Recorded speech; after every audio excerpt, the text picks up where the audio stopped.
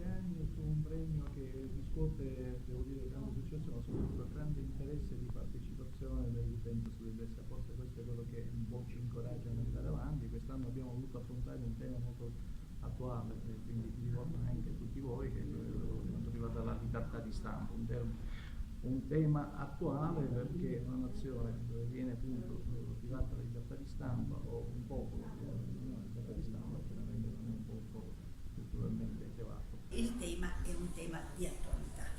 Quello di quest'anno è particolarmente delicato, particolarmente importante perché coinvolge anche la democrazia di un paese, naturalmente la libertà di stampa, la salvaguardia dei diritti ma anche dei doveri di ogni cittadino e specialmente i giovani che oggi sono così presi, assorbiti dalla tecnologia e da però ecco, un universo che è anche molto ambiguo e molto pericoloso, perché vediamo per esempio tante notizie anche false, tanti diciamo anche momenti e situazioni di pericolo proprio per i giovani che sono i più fragili e quindi invitarli a riflettere.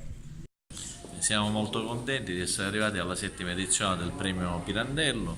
È un premio che si rivolge esclusivamente agli studenti dell'Ateneo Catanese ed è un premio in denaro, quindi è sempre ben gradito per i partecipanti e soprattutto per chi vince.